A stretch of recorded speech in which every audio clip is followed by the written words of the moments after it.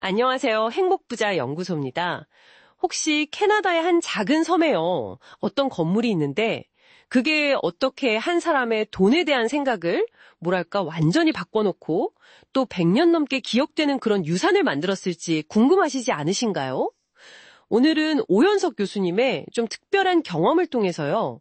돈의 진짜 가치 그리고 의미 있는 삶이란 뭘까? 이걸 좀 깊이 파고 들어보겠습니다. 네, 그 이야기가 시작은 2004년입니다. 오연석 교수님께서 캐나다 프린스 에드워드 아일랜드 아시죠? 그 PEI 거기 머무르실 때였어요. 아, PI요? 네. 네, 거기 UPEI라고 프린스 에드워드 아일랜드 대학 캠퍼스를 이렇게 가셨는데 유독 좀 크고 눈에 확 띄는 건물이 하나 있더래요. 근데 딱 보니까 건물 이름이 영환 빌딩 이렇게 써 있는 거예요. 영환 빌딩이요? 정말 한국분 이름 같은데요? 그래서 당연히 호기심이 생기셨겠네요. 그렇죠. 딱 봐도 한국 이름 같으니까 당연히 한국 교포분이 세우셨나 보다 뭐 이렇게 생각하셨겠죠. 근데 알아보니까 그게 아니라 1900년대 초에요. 그 골드러시 시대. 아, 골드러시 때요? 네. 그때 캐나다로 건너오신 중국분 영환이라는 분의 이름을 딴 건물이더라고요. 아, 중국분이셨군요. 네. 그분이 이제 사업으로 큰 돈을 버신 거죠. 그걸 대학에다가 거액을 기부해서 지은 일종의 체육관이었어요. 짐네이시엄. 와, 그 시대에 타국에서요. 성공해서 대학에 그렇게 큰 기부를 하셨다니 정말 대단한데요. 그 체육관은 그럼 어떻게 쓰이고 있었나요? 학생들만 썼나요? 아니요. 그게 또 재밌는 점인데요. 그냥 학생들만 쓰는 게 아니고 그 안에 뭐 수영장도 있고 피트니스 시설 같은 것도 잘 돼 있어서요. 지역 주민들, 그러니까 그 샬머타운 시민들이 다 같이 이용하는 뭐랄까 커뮤니티 센터 같은 역할을 하고 있었어요. 아, 주민들까지 다요? 네, 지은 지 100년이 넘었는데도 관리가 엄청 잘 되어 있었고요. 이야, 100년 넘게 지역사회에 계속 기여를 하고 있었다는 거네요. 여기서 오 교수님께서 뭔가 좀 탁 치는 그런 깨달음을 얻으신 거군요. 바로 그거죠. 그분이 이런 생각을 하신 거예요. 만약에 여환 씨가 그 큰 돈을 그냥 자식들한테 물려줬다면, 네네. 상속했다면. 그렇죠. 상속했다면 과연 100년이 흐른 지금 누가 그 사람 이름이나 기억할까? 이런 생각이요.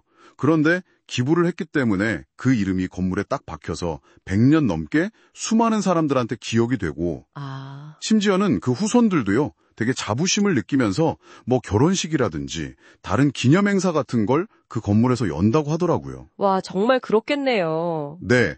이게 만약에 개인한테 그냥 상속된 돈이었다면 뭐 교수님 같은 외국인이 거기에 관심을 가질 리도 없었을 거고요. 상상하기 어려운 일이죠, 사실. 듣고 보니까 정말 그래요. 돈이라는 게 그냥 상속으로 가족한테만 이렇게 갔다면 그 가치가 그 안에서만 맴돌았을 텐데 기부를 하니까 훨씬 더 넓게 그리고 훨씬 오랫동안 영향을 미치게 된 거네요. 와, 이게 단순히 이름만 남기는 걸 넘어서는 뭔가 좀 더 깊은 의미가 있는 걸까요? 네, 오 교수님은 거기서 기억되는 삶의 가치를 보신 것 같아요. 우리가 언제 진짜 죽는 걸까요? 그냥 숨이 멎을 때일까요? 아니면 우리를 기억하는 마지막 사람이 사라질 때일까요? 아, 의미심장한 질문이네요. 그렇죠. 영환 씨처럼 이렇게 사회에 좋은 기여를 한 사람은 육신은 비록 사라졌어도 그 이름이나 이야기가 남아서 오랫동안 사람들 기억 속에서 계속 살아 숨쉬는 거죠. 우리가 아는 이순신 장군님이나 세종대왕님처럼요. 하긴 그렇네요. 그러니까 영원 씨의 이야기는 어떻게 보면 진짜 살아있다는 게 꼭 물리적인 존재만을 뜻하는 건 아닐 수도 있다는 걸 보여주는 거군요. 이게 결국 돈의 가치는 뭘까 하는 질문으로 또 이어지는 것 같아요. 맞습니다. 돈이라는 게 참 어떻게 쓰느냐에 따라서 그 가치가 정말 하늘과 땅 차이죠. 뭐 예를 들어서 나쁜데 마약이나 밀수 같은 데 쓰인 돈은 사실 아무런 긍정적인 가치가 없잖아요. 그렇죠. 근데 반대로 뭐 빌 게이츠가 아프리카 물 부족 문제 해결하려고 기부한다거나 워런 버핏 같은 경우 보세요. 자기 재산 대부분을 빌 게이츠 재단에 기부했잖아요. 아, 맞아요. 그 이야기 정말 인상 깊었어요. 자기는 돈 버는 건 잘하지만 쓰는 건 빌 게이츠가 더 잘할 거다 믿고 맡긴 거잖아요. 바로 그거예요. 결국 돈 자체는 어떻게 보면 중립적인 건데 그걸 어떻게 쓰느냐, 그 쓰임새가 가치를 만드는 거죠.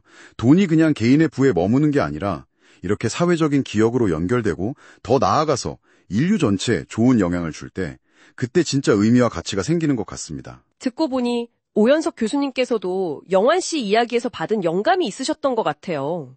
그 전국 대학생 가치 투자 대회를 10년이나 후원하고 계시다고 들었거든요. 네, 맞습니다. 아마 이런 고민의 결과가 아닐까 싶어요. 내 돈을 어떻게 하면 좀 더 의미 있게 쓸 수 있을까? 어떻게 하면 좀 지속적으로 좋은 영향을 미칠 수 있을까? 이런 고민요. 영환 씨 이야기가 분명히 어느 정도 영향을 주셨을 거라고 봅니다. 네, 오늘 이야기를 좀 정리해보면 결국 중요한 건 돈이 얼마냐 그 액수 자체가 아니라 어떻게 쓰느냐 하는 문제인 것 같아요.